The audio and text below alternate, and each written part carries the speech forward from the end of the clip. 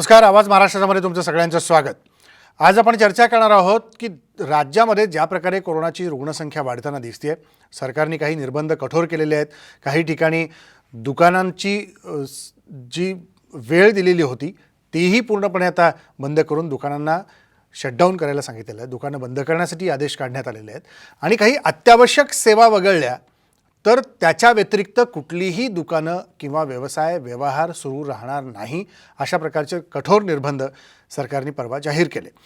पण असं असतानाही जी ब्रेक द चेन सरकार म्हणतंय की साखळी तोडली पाहिजे, कोरोनाची साखळी तोडली पाहिजे, याच्यामध्ये अजूनही आपल्याला फारसं यश येताना दिसत नाही आहे. कारण रोजची वाढणारी रुग्णसंख्या ही 45,000 ते 50,000 या दरम्यानची आहे राज्याची, जी गेल्या वर्षाच्या तुलना जर आपण केली ही कैक पटीने जास्त आहे. म्हणजे इतक्या मोठ्या प्रमाणात ही रुग्णसंख्या वाढत असताना देशातल्या 10 प्रमुख बाधित जिल्ह्यांपैकी 8 बाधित जिल्हे हे महाराष्ट्रातले आहेत आणि त्याच्यातला सर्वाधिक बाधित जिल्हा हा पुणे जिल्हा आहे. असं असताना तिसरी लाट पुन्हा एकदा देशामध्ये कोरोनाची येते की काय ही भीती व्यक्त केली जाते. याच सगळ्या संदर्भामध्ये आपण नेमकं कसं आपल्याला सांभाळलं पाहिजे, काय खबरदारी घेतली पाहिजे आणि कशी उपाययोजना प्रशासकीय यंत्रणांनी आणि सरकारने केली पाहिजे, याबद्दल आज बोलणार आहोत. आपल्यासोबत दिल्लीवरून 2 प्रमुख पाहुणे आहेत. डॉक्टर शेखर मांडे, जे महासंचालक आहेत council of scientific and industrial research CSIRचे, आणि आपल्यासोबत डॉक्टर रमण गंगाखेडकर सर आहेत, जे माजी संचालक आहेत ICMRचे, ज्याला आपण Indian council of medical research म्हणतो. हे दोन्ही तज्ज्ञ माणसं आहेत. यांची मतं ही आपल्या सगळ्यांसाठी मार्गदर्शक असतील आणि तितकीच महत्त्वाची असतील. त्यामुळं निश्चितपणे हे दोन्ही सर जे सांगतील याप्रमाणे आपण वाटचाल करण्याचा प्रयत्न करूया आणि खबरदारी घेण्याची देखील उपाययोजना करूया. मला मांडे सर आपल्यापासून सुरुवात करायची आहे. काल साम TVशी बोलताना आपण असं म्हणालात की तिसरी लाट कदाचित भारताकडे येऊ पाहते की काय, ही शक्यता अशी निर्माण झालेली आहे आणि कदाचित वाढणारी रुग्णसंख्या आणि त्याची आकडेवारी जर पाहिली तर आपण तशीच वाटचाल करतोय का काय, अशी ही भीती एकीकडे दिसते. तर काय सांगाल याबद्दल? मी काय म्हटलं होतं काल की सध्या आपण जे बघतोय ती सध्या दुसरी लाट म्हणू शकतो आपण पूर्ण भारतभर जर बघितलं तर. आणि अशा प्रकारचे रोग जे असतात, पॅन्डेमिक्स आपण ज्यांना म्हणतो, ते वेगवेगळ्या लाटींमध्ये येतातच. आपल्याला जुना आठवत असेल 1918 1919 स्पॅनिश फ्लू होता, तो वेगवेगळ्या लाटांमध्ये आला होता आणि लाखो लोक त्याच्यामध्ये मेले होते. तसंच या कोरोनाचा पण आपण जर पाहिलं सध्याचा, तर इतर देशांमध्ये, फ्रान्समध्ये, इटलीमध्ये, ब्रिटनमध्ये वेगवेगळ्या लाटी आल्या होत्या. आणि म्हणून दुसरी लाट जेव्हा संपेल, आशा करूया की लवकर संपेल, पण संपल्यानंतर सुद्धा तिसरी लाट पण येऊ शकते असं मी म्हटलं होतं. आणि आपली पूर्ण तयारी असायला हवी, आपल्या बाजूने आपण पूर्ण तयार असायला हवं की ती लाट येऊ नये म्हणून, असं मी काल म्हटलं होतं. अगदी खरं आहे सर. की पण त्या पद्धतीने जर विचार केला तर गंगाखेडकर सर, आपण खऱ्या अर्थाने दुसऱ्या लाटेत तरी सक्षम ठरतो आहोत का याचा सगळा सामना करण्याकरता? कारण गेल्या वर्षभरातला सगळा अनुभव गाठीशी असताना आपण खरंच त्या पद्धतीने तयार आहोत का? आपली यंत्रणा त्या पद्धतीने सज्ज आहे का? 100% तयार आहे. आपण एका प्रकारे विचार करा, जेव्हा पहिल्या वेव्हमध्ये आपण सुरुवात केली त्यावेळेला आपल्याकडे जवळजवळ काही नव्हतं. हो, म्हणजे आपल्याकडे जे आपण दरवेळेला सगळं ऐकतो की PPE नाही आहे, हॉस्पिटल बेड्स नाही, मेडिकल ऑक्सिजन नाही, त्यानंतर डायग्नोस्टिक टेस्ट नव्हत्या, ती तर परिस्थिती संपूर्ण बदलली. आजच्या घडीला आपल्याजवळ हे सर्व उपलब्ध आहे. तुम्ही आता दुसऱ्या प्रकारे विचार करा, मागच्या वेळेला जेव्हा पीकला आपण पोहोचलो होतो, तुम्ही महाराष्ट्राचा जरी विचार केला तर त्यावेळेला सर्वत्र आपल्याला पेशंटना ॲडमिट करायसाठी ती जागा कमी पडायची, डेथ रेट सुद्धा हे जास्त असायचे. पण सध्याच्या घडीला ते आपले पूर्ण आपण जी काय इम्प्रूव्हमेंट त्या फर्स्ट वेव्हच्या एक्सपिरियन्समुळे केली, त्यामुळे तो जो परिणाम आपल्याला दिसतोय तो परिणाम सध्या पण चांगला दिसतोय. आपण त्याशी लढू शकतो. आता ह्यापेक्षा जास्त जर होणार असेल तर त्यासाठी आपल्याला वेगवेगळी उपाययोजना करायला लागेल. ती आपण करण्याच्या परिस्थितीमध्ये आहोत आणि ती नक्की करू अशी आशा आपण ठेवणं जरुरीचं आहे. अगदी खरं आहे. पण ज्या प्रकारे मांडे सर, आता रोजचेच आकडे आपल्याकडे येत असतील महाराष्ट्रामध्ये, गेल्या वर्षीची जर आपण तुलना केली, गेल्या मार्च महिना संपल्यानंतर एप्रिल महिन्याची तुलना केली तर साधारणतः गेल्या एप्रिल महिन्यामध्ये म्हणजे 2020च्या एप्रिल महिन्यामध्ये जे आकडे आपल्याकडे महाराष्ट्रात दिसायचे ते 2,500-3,000 4,000 या क्रमाने यायचे, म्हणजे इतक्याच संख्येपुरतं महाराष्ट्रातली रुग्णसंख्या मर्यादित होती, पण आत्ता ते दसपटीने वाढलेले दिसत आहेत.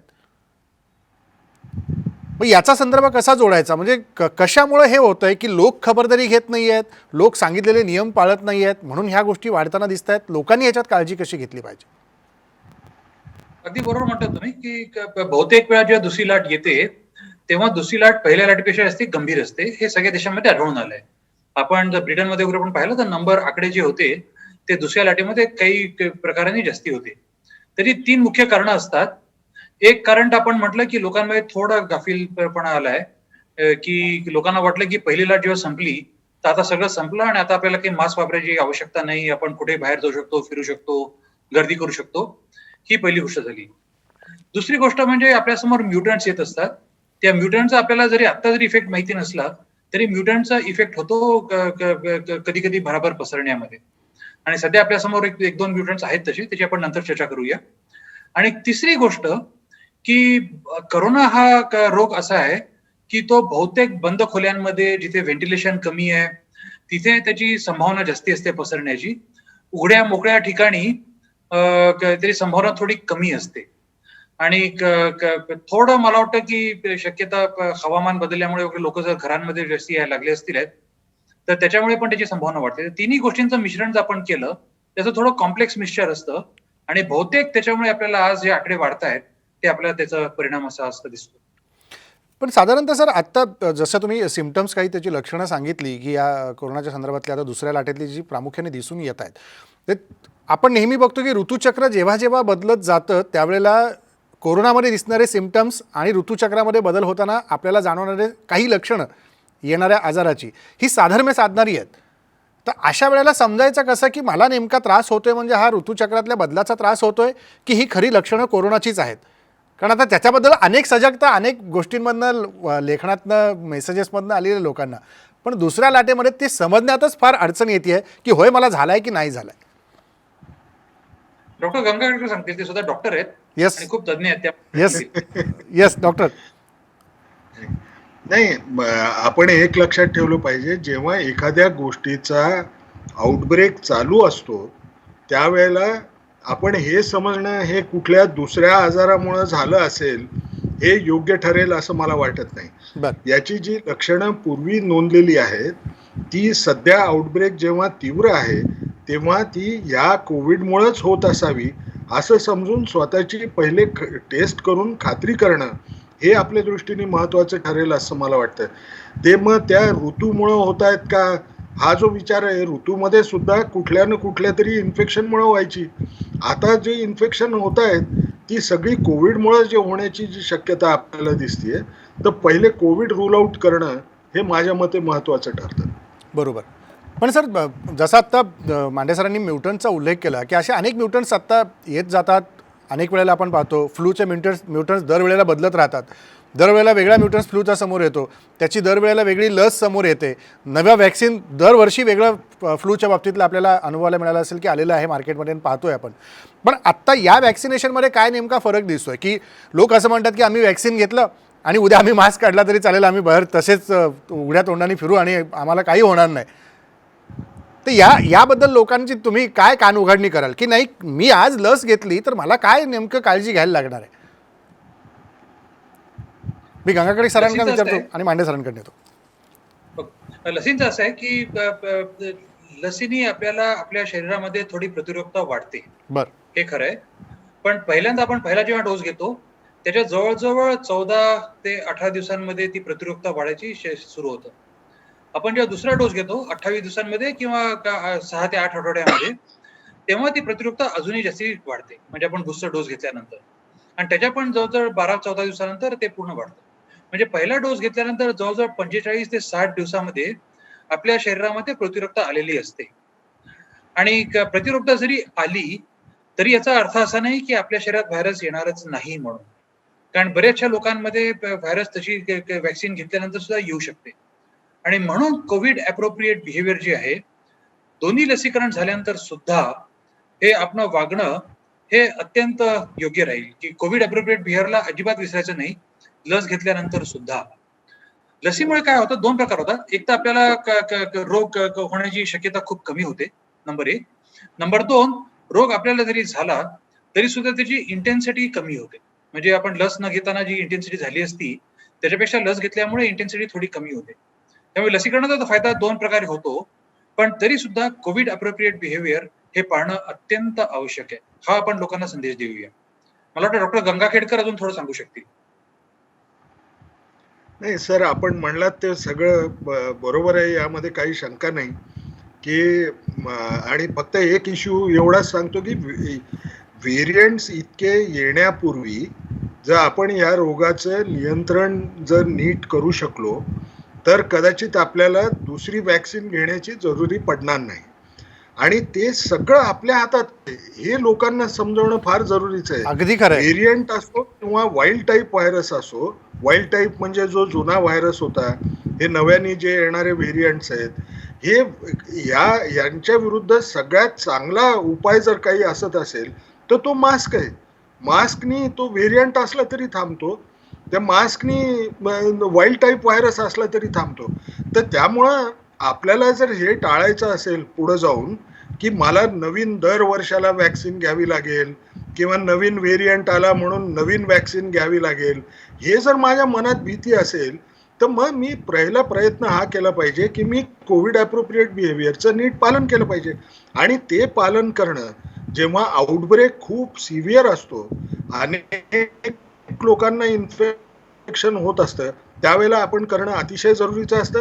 कारण त्यावेळेला आपल्याला एक दिसून येतं की काही लोकांच्या मध्ये प्रतिकार शक्ती असू शकते, ती वॅक्सिनमुळे मिळालेली असेल किंवा पूर्वीच्या इन्फेक्शनमुळे, आणि त्याच्या विरुद्ध जेव्हा विषाणू त्याच्या जगण्यासाठी म्हणून प्रयत्न करायला सुरू करतो तर त्यामध्ये तो अशा प्रकारचे म्युटेशन आणू शकतो की ज्यामुळं तो त्या प्रतिकार शक्तीवर मात देईल आणि त्याला जितकी जास्त शरीरं मिळतील ज्यामध्ये जाऊन तो आणखी आपल्यासारखे विषाणू तयार करेल, तितकं हे म्युटंट्स येण्याची शक्यता असते. म्हणून मी माझ्या वतीने मी एवढंच म्हणू शकतो की लोकांनी एक गोष्ट समजून घ्यावी, दीर्घकालीन परिणाम आपल्याला जर त्याचा कमी करायचा असेल तर कोविड अप्रोप्रिएट बिहेवियर भीतीपोटी आजच्या दिवस किंवा पुढचे 7-8 दिवस वापरण्यापेक्षा ही नवीन लाईफस्टाईल म्हणून आपण जर चालूच ठेवली तर कदाचित आपल्याला जी काय पुढच्या काही वर्षामध्ये जे त्रास होण्याची शक्यता असू शकेल ती आपण टाळण्यात यशस्वी ठरू. तर मला एक गोष्ट प्रामुख्याने विचारायची आहे रमण गंगाखेडकर सरांना. सर, बऱ्याचदा असं होतं की काही लक्षणं दिसायला लागली तरी आपण त्याला एक साधा ताप, साधी अंगदुखी, साधा खोकला आहे, सर्दी आहे असं म्हणून नेहमीच्या क्रोसिनची गोळी घे किंवा कॉम्बिफ्लेमची गोळी घे, ज्याच्याने पेनकिलर गोळी घेतल्याने अंगदुखी थांबेल, क्रोसिन घेतल्याने ताप उतरून जाईल पॅरासिटामॉलमुळे, ह्या सगळ्या गोष्टी ज्या अंगवळणी पडलेल्या आहेत त्या आपण नेमकं करायला जातो आणि मला काही होणार नाही हे नेहमीचं ठरलेलं आपलं उत्तर असतं, त्याच्यातून आपण पुढं वाटचाल करायला लागतो. हे किती अंगलट येऊ शकतं अशा काळामध्ये? ते अतिशय घातक ठरतं, यामध्ये शंका नाही. म्हणजे मी एवढंच म्हणू शकतो, जे काय डेथ्स किंवा सिव्हिअर कोविड डिसीज दिसतोय त्यामध्ये ट्रीटमेंट सिकिंग बिहेवियर जे म्हणतो आपण, लवकर न जाणं निदानासाठी, निदान करण्यामध्ये वेळ घालवणं आणि त्यानंतर मग डॉक्टरला दाखवायला जाणं, हा जो प्रकार आहे हा खूप जास्त असल्याचं आढळून येतं. म्हणून प्रत्येक व्यक्तीने जर त्याला असं वाटत असेल की हे आपल्या हातात आहे, आपण जर लवकर गेलो तर लवकर गेल्याने आपल्याला सिव्हिअर कोविड होण्याचं आपण टाळू शकू किंवा किंबहुना म्हणजे आपण आपला मृत्यू होण्याचं टाळू शकू, हा जर विचार केला तर माझ्या मते ते उपयुक्त ठरेल. कारण एक लक्षात ठेवलं पाहिजे की म्हणजे जेव्हा त्या व्यक्तीचं ऑक्सिजनची लेवल कमी व्हायला लागते त्यावेळेला त्या पेशंटनी ॲडमिट होण्यापेक्षा पहिले जर त्यांनी डॉक्टरीचा सल्ला जर घेतला तर ती परिस्थिती चांगली राहू शकते. शेवटी ह्या विषाणूच्या विरुद्ध सगळ्यात चांगलं जर काही काम करत असेल तर ती सपोर्टिव्ह केअर असते, हे आपण समजणं पाहिजे. हे अंगावर काढू नये. देवावर विश्वास ठेवा, पण अशाच वेळेला ठेवावा जेव्हा माणूस तिथं हारू शकतो. अजून माणूस हारतोय, डॉक्टर्स हारतील अशी काही परिस्थिती अजून नाही. आपल्याला चांगल्या प्रकारची ट्रीटमेंट देता येऊ शकते, हे पण समजणं आपण तितकंच महत्त्वाचं राहील. बरोबर आहे. गंगा खडके सरांचा संपर्क आपला थोडासा तुटला आहे, पण पुन्हा एकदा त्यांच्याकडे जाण्याचं जाऊया. आपण डॉक्टर मांडे आपल्यासोबत आहेत. पांडे सर, ज्या ज्या प्रकारे महाराष्ट्रातले 8 जिल्हे हे कोरोनाच्या रडारवरती आले दुसऱ्या लाटेच्या या सगळ्या रुग्णसंख्येमध्ये, आणि सर्वाधिक रुग्णसंख्या असलेला जिल्हा हा पुणे जिल्हा ठरला. तर या सगळ्या 8ही जिल्ह्यांचा जेव्हा आपण एक रिसर्च म्हणून विचार करायला जाऊ, संशोधनात्मक गोष्टी म्हणून पाहायला जाऊ, त्यात काय प्रामुख्याने गोष्टी दिसतात? कारण हे 8ही जिल्हे इंडस्ट्रियल बेल्ट आहेत. या 8ही जिल्ह्यांमध्ये परप्रांतातून येणाऱ्या कामगारांची संख्या मोठ्या प्रमाणात आहे, जे गेल्या वर्षभरातल्या काळामध्ये आपापल्या घरी परत गेलेले होते. आणि त्याच्यातनंही काही वेगवेगळे मुद्दे उपस्थित केले गेले की महाराष्ट्रात येताना लोकांच्या टेस्ट केल्या जात नाहीत, महाराष्ट्रात आल्यानंतर लोकांना तुमचा टेस्टिंग रिपोर्ट काय हे दाखवा असं सांगितलं जात नाही, जे की इतर राज्यामध्ये महाराष्ट्रातली लोक एंट्री करत असताना त्यांना पहिल्यांदा तो रिपोर्ट दाखवावा लागतो आणि मगच ते तिकडे जातात, नाही तर त्या बॉर्डरवरती त्यांची टेस्ट केली जाते. तर या काही यंत्रणेतल्या चुका आहेत का ज्याच्यामुळे ही रुग्णसंख्या आपल्याला प्रामुख्याने वाढताना दिसते? नाही, यंत्रणेत अजिबात काही चुका नाहीये. जे सरकारने हे केलंय की येताना आरटीपीसीआरचा रिझल्ट घेऊन या वगैरे, ते अगदी बरोबर केलेलं आहे. मुख्यतः आपल्याला जो फरक आढळून येतोय पहिल्या लहरीपासून आता, तो असा की या लहरीमध्ये टायर 2 आणि टायर 3 सिटीज मध्ये पण आकडे बऱ्यापैकी वरती गेलेले आहेत, आणि ती थोडी चिंतेची गरज आहे. तर चिंता करण्याची गरज आहे या गोष्टीवर. पण एक्झॅक्टली सगळीकडे नंबर का वाढत आहेत ते अजूनही आपल्याला नक्की माहिती नाहीये. जसं की मी मगाशी म्हटलं की ती मुख्य कारण असतं की कोविड अप्रोप्रिएट वे लोकांनी वापरलं नाही, रहदारी वाढली शहरांमधनं गावांमध्ये, गावांमधनं शहरामध्ये, त्यामुळे बहुतेक करोना पसरला असणार छोट्या गावांमध्ये मोठ्या गावांपासून. आणि तिसरं म्हणजे महाराष्ट्रामध्ये आपल्याला 15 ते 20% तो डबल म्युटंट आहे तो सध्या आढळून येतोय. तो पण आपल्याला त्याच्यावर थोडं बारकाईने लक्ष देणं थोडं आवश्यक आहे. तर असे वेगवेगळे कारण आहेत, आणि एकच कारण आहे असं आपण त्याच्याकरता म्हणू शकत नाही. अशा वेगवेगळ्या कारणांचं एक मिश्रण मिळून, कॉम्प्लेक्स मिश्रण मिळून आपल्याला आकडे वेगवेगळ्या जिल्ह्यांमध्ये असे वाढताना दिसत आहेत असं आपल्याला वाटतंय सध्या. शेवटी सर, दोघांनाही मला एक कॉमन प्रश्न विचारायचा आहे, तो असा की अनेकांना जेव्हा कोविड झाल्यानंतर रुग्णालयात दाखल केलं जातं उपचाराकरता, तेव्हा ते फारच भेदरलेल्या अवस्थेमध्ये पाहायला मिळतात. किंबहुना त्यांच्याकडचे फोन हा एकमेव त्यांच्यासाठी सायकोलॉजिकली सपोर्टचा भाग ठरून जातो. आजच्या काळामध्ये फोन आहेत म्हणून किमान ते मित्राशी, नातेवाईकाशी, घरच्यांशी व्हिडिओ कॉलच्या माध्यमातून, फोन कॉलच्या माध्यमातून बोलू तरी शकतात. त्यांची ती मानसिक अवस्था किमान स्टेबल राहू शकते. पण अशा वेळेला जर मी असिम्प्टमॅटिकही असेन किंवा माझा एक स्टेज मी सिव्हिअर स्टेजकडे गेलेलो असू शकतो नसेल, दोन्ही बाजूचा विचार करूया, तर त्या रुग्णांनी नेमकी काळजी काय घेतली पाहिजे? स्वतःला त्यांनी किती स्टेबल ठेवलं पाहिजे उपचाराला साथ देण्याकरता? मानसिकदृष्ट्या तो कसा स्ट्रॉंग असला पाहिजे? रमण सर, तुम्ही म्हणता का? रमण सर, मी तुमच्याकडे येतो. रमण सर, मानसिक दृष्ट्या तर कणखर राहणं फार जरुरीचं असतं. आपण एक लक्षात ठेवलं पाहिजे की शेवटी ना हा आजार आहे. आजारामध्ये आम्ही नेहमी म्हणतो, एक टर्म वापरतो, सायको न्यूर इम्युन ॲक्सेस म्हणून. म्हणजे आपल्या हातात असतं आपली प्रतिकारशक्ती कशा प्रकारे लढू शकते. आपण फार भेदरून गेलो तर ती चांगलं राहत नाही, किंवा फार स्ट्रेस्ड असलो आपण तर आपला प्रतिकार हा इतका उत्तम असू शकत नाही. आपण पाहिलंय की जेव्हा लोकांना परीक्षेचं प्रेशर येतं त्यावेळेला छोटे आजार होणं हे आपल्याला कॉमन दिसतं, कारण त्याची प्रतिकारशक्ती तेवढी उत्तम राहत नाही. म्हणून आपण एक लक्षात ठेवलं पाहिजे की आपण हिंमत हारणं जरुरीचं नाही आहे, कारण यामध्ये फार कमी लोकांना ॲडव्हर्स आउटकम मृत्यूची ही दिसू शकत असते. आपण त्या डॉक्टरवर विश्वास ठेवावा. त्या डॉक्टर तुम्हाला चांगल्या प्रकारचे औषधोपचार करेल आणि आपण नक्की बरी होऊ हा विचार मनामध्ये ठेवणं जरुरीचं असतं. फक्त येते प्रॉब्लेम कुठं येतोय की आपल्याकडं साधारणपणे एक अशी प्रवृत्ती होती की कोणी घरात आजारी पडलं की 4 माणसं यायची, कोणी हात धरायचं, कोणी पाय दाबत बसायचं. हा प्रकार तिथं होणं कठीण असल्यामुळं आपल्याला ह्या नवीन प्रकारच्या आजाराला आपल्याला ते सहन करून स्वतःला त्याच्यामधनं वर काढण्यासाठी आपण आपली हिंमत हारणं हे चांगलं राहणार नाही. सर, एक आशेचा किरण निश्चितपणे आपण सगळेजण ठेवू शकतो की यातनं आपण लवकर बाहेर पडू. रमण सर, अगदी अवश्य. आपल्याला आशा तर ठेवणं अत्यंत आवश्यक आहे. हां, कारण सध्या नंबर जरी वाढत जरी असले तर नंबर निश्चित कमी होणार, आणि जेव्हा नंबर कमी होतील तेव्हा आपल्याला लोकांना सांगणं खूप आवश्यक आहे की याच्या पुढे नंबर वाढायला नको, याची काळजी सगळ्यांनी घेतली तर मग आपल्याला निश्चित रूपाने अशा आपल्याला म्हणता येईल की आपण लवकर मात करू याच्यावर. रमण सर. नाही, मी फार आशावादी आहे अशा बाबतीमध्ये, कारण माझ्या मते अनेक ड्रग ट्रायल्स या फेज 2च्या क्रॉस करून गेलेल्या आहेत, फेज 2 पर्यंत सक्सेसफुल झालेले आहेत.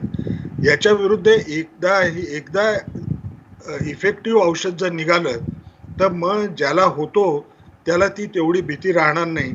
वॅक्सिनमुळं प्रिव्हेन्शन आणि औषध दिल्यामुळं त्याचा जीव वाचवणं हे सुखकर होईल.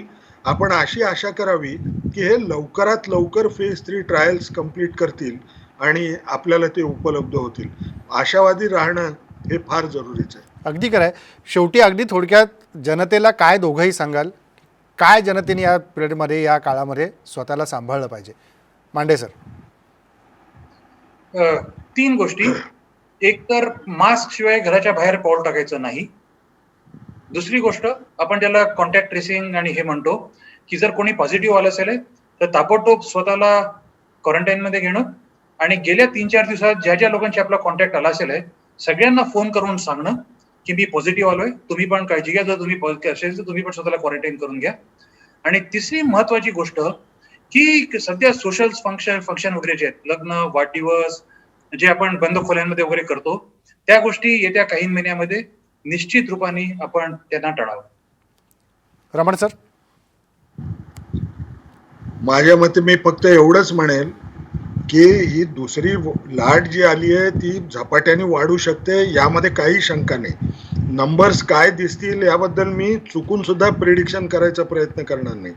हे किती दिवस दिसणार आहे हे पण कधी बोलायची हिंमत करणं हे योग्य राहणार नाही. पण एक गोष्ट मात्र नक्की आहे, याचं मुख्य कारण हे आहे की आपण सगळ्यांनी बदलायचं ठरवलं. 95% लोकांनी मास्क वापरायचं ठरवलं तर पुढच्या 15 दिवसामध्ये महाराष्ट्रामध्ये तर नक्कीच आपण ह्याची संख्या कमी होत असल्याचं आपण दाखवून देऊ शकतो. जेव्हा इतकी चांगली बाब आपल्या हातात आहे तर आपण एक गोष्ट विचार केला पाहिजे की सरकार तुम्हाला जेव्हा तुम्ही आजारी पडाल त्यावेळेला औषधोपचारासाठी किंवा डायग्नोसिससाठी सर्व गोष्टी उपलब्ध करून आहे. पण फक्त सरकार काही करू शकणार नाही. आरोग्य ही प्रत्येकाची स्वतःची जबाबदारी असते. तुम्ही कुटुंब प्रमुख म्हणून किंवा कुटुंबातले एक जबाबदार नागरिक म्हणून तुमच्यावरती तुमच्या कुटुंबाची जबाबदारी असते. तुमचे मित्र यांना तुम्ही सुरक्षित करू शकला, तुमच्या आजूबाजूच्या परिसरामध्ये राहणारे, मग तुम्ही काम करायला जाता तेव्हा किंवा जिथं राहायला असता तिथं जर आपण त्या लोकांनाही आपल्यासारखा बदल घडवून आणण्यासाठी उद्युक्त करू शकलो तर एक गोष्ट नक्की आहे, ह्या सेकंड वेव्हलाही आपण लवकरात लवकर कंट्रोलमध्ये आणू शकू आणि पुढे कुठलीही वेव्ह दिसणार नाही, हा सुद्धा प्रयत्न आपण यशस्वीरित्या करू शकू. धन्यवाद मांडे सर आणि गंगाखेडकर सर, तुम्ही आलात आणि साम टीव्हीच्या सगळ्या प्रेक्षकांना प्रबोधनात्मक 4 गोष्टी सांगितल्यात त्याबद्दल. कारण ही गरज होती लोकांच्या मनातल्या शंका दूर करून त्यांना पुढे काय नेमकी पावलं टाकायची आहेत आणि खबरदारी घ्यायची आहेत हे सांगण्याची. ही 2 देशातली तज्ज्ञ माणसं आहेत. यांनी सांगितलेले शब्द हे अंतिम समजा आणि आजपासून जसं रमण सर म्हणाले, गंगाखेडकर सर म्हणाले, 95% महाराष्ट्रातल्या लोकांनी जर तोंडाला मास्क लावला तर ही आकडेवारी हळूहळू 15 दिवसात खाली येताना दिसेल. आता तुम्ही ठरवायचं आहे बिना मास्कचं फिरायचं की मास्क लावून फिरायचं. त्यामुळे काळजी आपण आपली घ्यायची आहे आणि आपल्या काळजीतून आपल्यासोबत कुटुंब, मित्र, सहकारी, समाज आणि राज्य, शेवटी देश, या सगळ्यांना सांभाळायची जबाबदारी मी म्हणून माझी आहे. त्यामुळे माझ्यापासून सुरुवात करायची आहे आणि समाजापर्यंत जाऊन पोहोचायचं आहे. आजपासूनच सुरुवात करू आणि लवकरात लवकर कोरोनाला नियंत्रणात आणण्यासाठी आपणही त्याचा एक घटक बनण्याचा प्रयत्न करूया. इथंच थांबू. नमस्कार.